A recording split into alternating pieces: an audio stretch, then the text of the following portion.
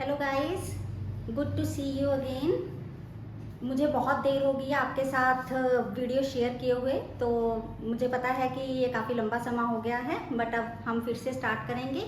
थोड़ा बिजी थी, sorry for that. अब रेगुलर इंटरवल पे हम वीडियो जो है पोस्ट करेंगे और थोड़ा आपको भी रिलीफ हो गया।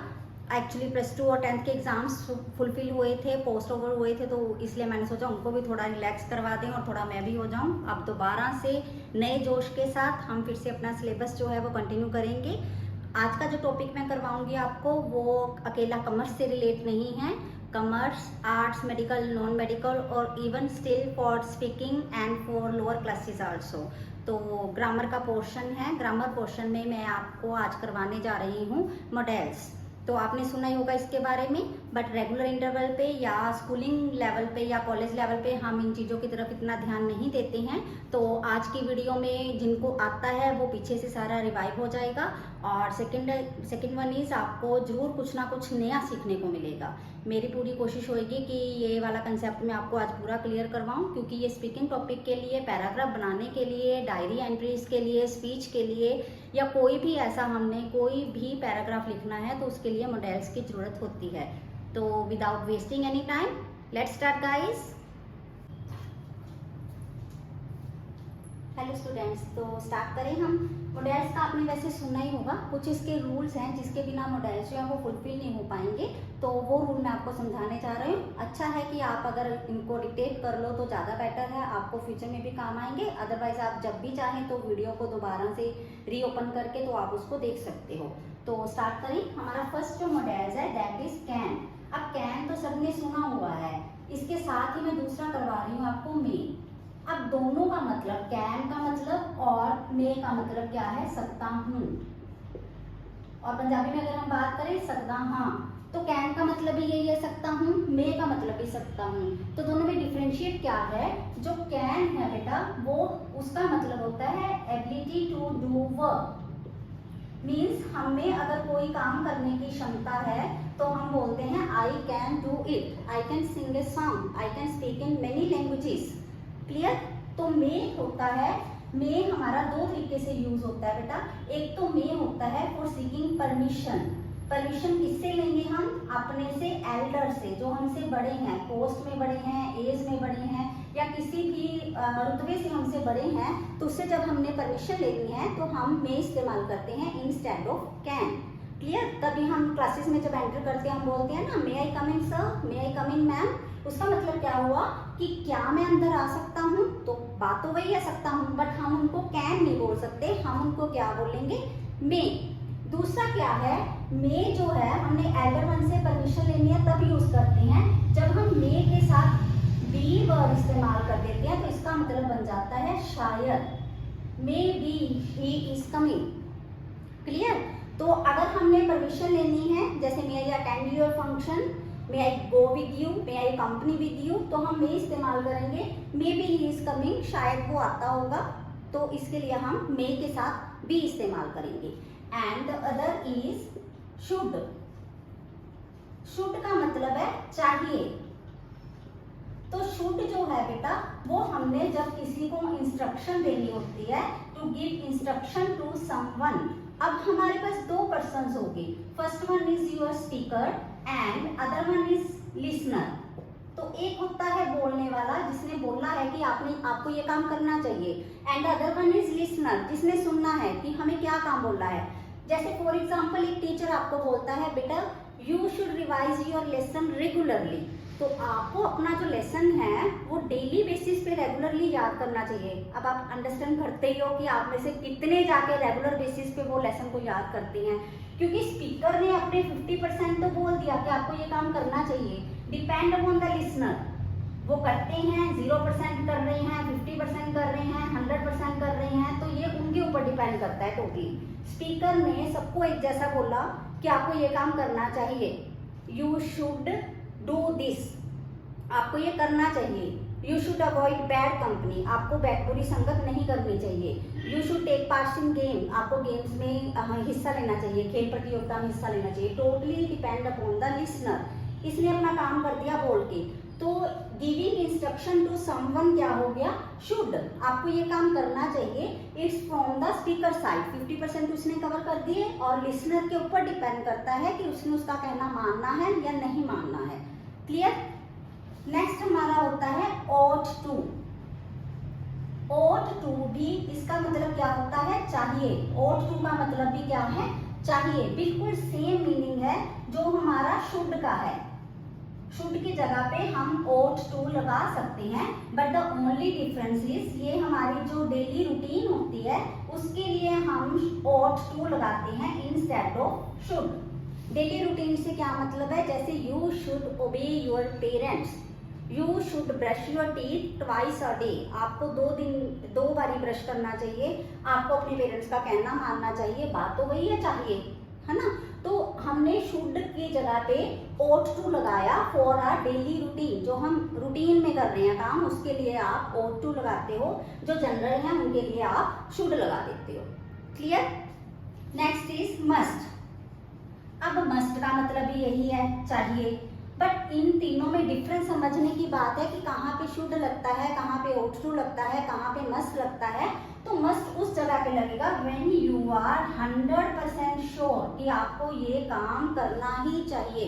अदरवाइज कोई ना कोई नुकसान हो सकता है, अदरवाइज कोई ना कोई पेनल्टी हो सकती है। तो must means you have to do it, आपको करना ही है बस ये। तो चाहिए वर्ड है शुड के लिए भी, ought to के लिए भी, मस्ट के लिए भी। अब मस्ट की अगर मैं आपको एग्जांपल दूं, we must reach the railway station before 7 PM। हमें रेलवे स्टेशन पर 7 बजे से पहले पहले पहुंच जाना चाहिए। तो वहां पे भी हम यही बोल रहे हैं कि चाहिए, बट उसमें शुड नहीं लगेगा कि तुम्हारी मर्जी नहीं है कि तुम रेलवे स्टेशन 7 बजे से पहले पहुंचोगे कि नहीं पहुंचोगे, यू मस्ट। तो इसका क्या मतलब हुआ कि अगर आप 7 बजे से पहले रेलवे स्टेशन नहीं पहुंचे तो ट्रेन आपकी वेट नहीं करेगी, वो चली जाएगी, लीव कर जाएगी। तो इसके लिए ये जरूरी हो गया, तो आपने क्या लगा दिया, मस्ट। क्लियर हुआ। तो ये तीनों का मतलब चाहिए, तीनों इंस्ट्रक्शन के लिए डिपेंड अपॉन कि हमने कौन सा वर्ड लगाना है। ये क्लियर हुआ। अब ये राइट डाउन करो आप। हाँ जी बेटा, वो करिए राइट डाउन आपने। उससे नेक्स्ट करेंगे हम। तो 6 1 इज योर वुड। अब वुड का मतलब क्या होता है, वुड हमारा 2 तरीके से बेटा इस्तेमाल होता है, 3 तरीके से बल्कि। एक तो वुड का मतलब होता है काश, मीन्स जब सिर्फ हम ड्रीम लेते हैं, जैसे मैं आपको बोलूंगी would I become the prime minister of India, काश कि मैं देश की प्रधानमंत्री बन जाऊं, क्या मैं बन जाऊंगी, मे बी नॉट, है ना। हो सकता है हमारे जो प्रधानमंत्री उन्होंने भी कभी बचपन में बोला हो would I become the prime minister, तो वो बन गए हैं। अब 100 में से 90 लोग बोल रहे हैं, 90 के 90 थोड़ा प्राइम मिनिस्टर बन जाएंगे, है ना। तो वुड मीन्स हम सिर्फ ड्रीम ले रहे हैं कि would I become a prime minister of India, would I become millionaire, would I become लखपति and so and so and so on. Clear. और एक वुड का मतलब हो गया फॉर द चॉइस। जब हमने किन्हीं 2 चीजों में से चॉइस करनी है, 2 शहर हो सकते हैं, 2 फ्लावर हो सकते हैं, 2 पर्सन हो सकते हैं, 2 चीजें हो सकती है, लिविंग और मे बी लिविंग और नॉन लिविंग, तो उनमें हम चॉइस के लिए क्या लगाते हैं, वुड। हमें और से बेटा पता चल जाता है कि हमने 2 चीजों में से एक चीज चुननी है। फॉर एग्जाम्पल अगर मैं आपको बोलूँ it's too hot, would you like to tea और कॉफी, आप चाय लेना पसंद करोगे या कॉफी लेना पसंद करोगे। अब भाई आप ऐसे तो कहोगे नहीं कि मैडम दोनों ही ले आओ, जो हमें पसंद आएगा हम पी लेंगे, दूसरा आप पी लेना, ऐसे तो नहीं है ना। You have to choose one, आप चाय पियोगे या कॉफी। तो would you like to have tea और कॉफी। क्लियर। वुड किस लिए हुआ। और last one is would is used for the promise. I would not do it again, मैं इसको दोबारा नहीं करूंगा, तो मैं ये प्रॉमिस करता हूँ I would not go there, I would never go to his home. Clear.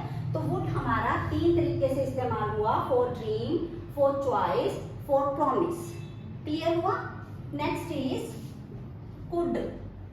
अब कुड भी हमारा 2 तरीके से यूज होता है। एक तो कुड आप लोगों ने सुना होगा कि कैन की सेकेंड फॉर्म है कुड। तो अगर कैन का मतलब सकता है हुआ या सकता हूं हुआ, कुड का मतलब क्या होगा, वेरी गुड, सकता था।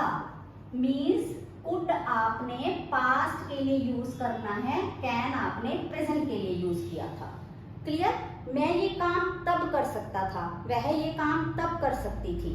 तो पास्ट का देखने के लिए हमें पता चलेगा कि उसमें बर्फ की सेकंड फॉर्म लगी थी। तो जब आपको ये लगे कि मैं ये काम पास्ट में कर सकता था, तो आपने क्या लगा देना है, कुड। क्लियर। और कुड होता है इन ए वेरी प्लीज मैनर, जब हम किसी से रिक्वेस्ट करते हैं कि क्या आप ये हमारा काम करोगे या क्या मैं आपकी ये चीज यूज कर सकता हूँ, तो उसके लिए भी आप कुड इस्तेमाल करोगे।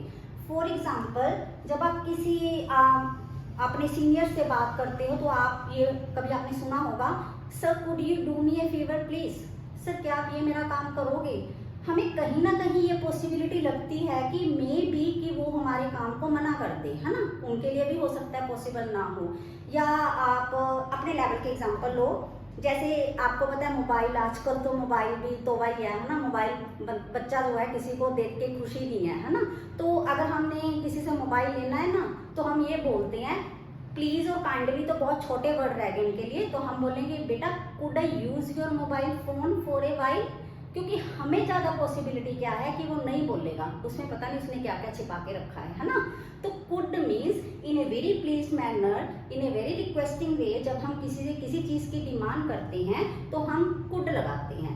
एक जनरल हम एग्जांपल ले तो, जैसे एक डॉक्टर है वो सर्जरी करके आया है, तो एकदम से वो हमें हमारे पेशेंट से मिलने नहीं देगा, तो उसके लिए भी हम कुड इस्तेमाल करेंगे। Sir could we meet our patient, क्या हम अपने पेशेंट को मिल सकते हैं। वर्ड वही है, बट क्या है, इन ए वेरी प्लीज मैनर। जब आप प्लीज बोलते हो तो अगले को इतना ज्यादा वो नहीं लगता। प्लीज तो आजकल समझो सारे बोल लेते हैं, बच्चे भी प्लीज कह के बोलते हैं। आजकल बच्चे काफी हमसे ज्यादा काफी एडवांस हो गए हैं, उनको पता है कि अगर हमने काम करना है या करवाना है तो हमें भाई नरम दिल से बात करना पड़ेगा, धक्का नहीं चलेगा यहाँ पे। काइंडली जो है वो जो सीनियर लेवल पे जो हमसे बड़े हैं, एल्डर वंस हैं, उनके लिए हम काइंडली लगाते हैं। ये छोटी छोटी बातें आपने देखी होगी, बस वो ऐसे है ना कि क्रैम करते रहते हैं। जैसे स्टार्टिंग में जब हम सिक लीव की एप्लीकेशन लिखते थे, अर्जेंट फीस की एप्लीकेशन लिखते थे, वी हैवंट नोटिस येट, हमने आज तक नोटिस ही नहीं किया कि उसमें वर्ड लिखा होता है kindly give me a leave for 1 day, क्या मुझे प्लीज कृपा करके एक दिन की छुट्टी दी जाए। वहां पे प्लीज वर्ड हम नहीं लगाते हैं, वहां पे वर्ड काइंडली लगाते हैं। क्यों काइंडली लगाते हैं, क्योंकि जो प्रिंसिपल सर या प्रिंसिपल मैम हैं वो पोस्ट में हमसे बड़े हैं, तो एल्डर वन से जब हमने कोई बात कोई रिक्वेस्ट करनी है तो हम काइंडली लगाते हैं। अपने कुलीग के साथ, अपने यंगर वन के साथ जब हमने कोई रिक्वेस्टिंग बात करनी है तो हम प्लीज लगाते हैं। और जब हमने इन ए वेरी प्लीज मैनर, इससे भी जो एक स्टेप ऊपर है वो है आपका कुड। क्लियर हुआ। Sir could you do me A favour please, क्या आप मेरा काम ये कर सकते हो। तो कुड भी आ गया, प्लीज भी आ गया, ज्यादा जोर पड़ गया, शायद अगला हमारा काम जल्दी कर दे। क्लियर। तो कुड क्लियर हुआ आपको कि कुड कहाँ लगता है। हाँ जी, आगे चले। Next is might. माइट का मतलब होता है बेटा शायद। When we are not sure, जब हम किसी चीज के बारे में प्रॉपर श्योर नहीं होते हैं तो हम वहां पे might इस्तेमाल करते हैं। इसकी अगर मैं एग्जांपल दूं, It might rain today, शायद आज बारिश होगी। आपने देखा होगा कि कई बार बहुत ज्यादा क्लाउडी बन जाता है मौसम, ऐसा लगता है कि एटमॉस्फेयर अभी बस वर्षा होने ही वाली है, एकदम से वर्षा हो ही जाएगी, है ना। तो इमीडिएट क्या होता है, क्लाइमेट चेंज हो जाता है और जो बारिश हमारे इलाके में होनी थी वो हमारे आस पड़ोस में कहीं चली जाती है। क्लियर। तो उस टाइम पे हम क्या लगा देते हैं, माइट इट रेन टुडे, शायद आज बारिश होगी। और एक अगर हम जनरल एग्जांपल लें, ही माइट बी कमिंग, वो शायद आ ही रहा होगा, है ना। अब वो आ ही रहा होगा, रास्ते में कोई मिल गया तो वो वहां पे रुक सकता है। वी आर नॉट श्योर, हमने सिर्फ अपनी जजमेंट बताई कि वो आ ही रहा होगा, है ना, तो हमने माइट लगा दिया। तो might means when we are not sure, इसका मतलब है शायद। Clear. Next is need. Need तो सबको पता ही है अभी, जरूरत, ये तो जरूरत के हिसाब से नीड लगा देते हैं। I need some water, I need some money, तो नीड मीन्स जरूरत। एक होता है बेटा डेयर। डेयर मीन्स हिम्मत, खोल देते हैं ना आजकल, जैसे how dare you touch my books, है ना, कुछ ऐसा करके विलियन स्टाइल, तो उसमें आप डेयर इस्तेमाल करते हो। हाँ डेयर, तेरी हिम्मत कितना हुई, हाउ डेयर यू, आपकी हिम्मत कैसे हुई। तो डेयर मीन्स हिम्मत। क्लियर हो रहा है, समझ आ रहा है। वैसे मॉडल्स जो हैं मेरे हिसाब से इम्पॉर्टेंट तो है ही है, नो डाउट, बट ये उसके साथ साथ थोड़े इंटरेस्टिंग भी हैं। मुझे तो भाई ये मेरा फेवरेट है ये ग्रामर पोर्शन में। अब आप लोगों को पता नहीं ये कैसा लगता है कैसा नहीं लगता। मॉडल मुझे पर्सनली बहुत पसंद है, क्योंकि अगर आपको रूल्स प्रॉपर क्लियर है ना, तो आप इंग्लिश की ग्रामेटिकल मिस्टेक में काफ़ी हद तक अपनी पकड़ जो है वो मजबूत कर पाते हो। तो क्लियर हो रहा है? मेरा ख्याल से मज़ा भी आ रहा है आप लोगों को ये करते, बट साथ के साथ इसकी तैयारी आप करते रहें, प्रिपरेशन करते रहें, ताकि आप लोग जल्दी से जल्दी तरक्की करें और आपको मैं एक अच्छे मुकाम पे देख सकूं। क्लियर हो रहा है ये? हाँ जी, यहाँ तक क्लियर हुआ आपको? तो अभी पिछला और ये सारा रीड आउट करो जरा, मॉडल मैंने कौन कौन से लिखवाए हैं अभी तक आपको। हाँ जी, करियर आइटम, तो ये सारे हमारे क्या थे, मॉडल्स। तो मॉडल्स बेसिकली क्या हैं, मेरे जो स्टूडेंट्स हैं ना, स्पेसिफिकली जो कॉमर्स स्टैंडर्ड के स्टूडेंट हैं, तो उनको मैं कह रही थी बेटा मेरा चैनल सब्सक्राइब कर दो, तो बोलते मैडम हमने कर दिया है। तो मैंने बोला करवा भी दो। तो उनका एक बड़ा अच्छा क्वेश्चन था, मुझे अच्छा लगा काफ़ी, तो था भी सही। उन्होंने बोला मैम जो बच्चे आर्ट्स कर रहे हैं या जो बच्चे नॉन मेडिकल कर रहे हैं या मेडिकल कर रहे हैं, तो उनको तो कोई बेनिफिट ही नहीं हुआ आपका चैनल सब्सक्राइब करने का। तो मैंने कहा चलो वैसे करवा दो, है ना। तो उन्होंने बोला कि चलो मैम एक आधी वीडियो आप उनके लिए भी डालो तभी होएगा। तो अब आप लोगों ने देख ही लिया है कि ये वाली जो वीडियो है ये आपके लिए, सारी स्ट्रीम्स के लिए, इवन बच्चों के लिए भी इम्पॉर्टेंट है।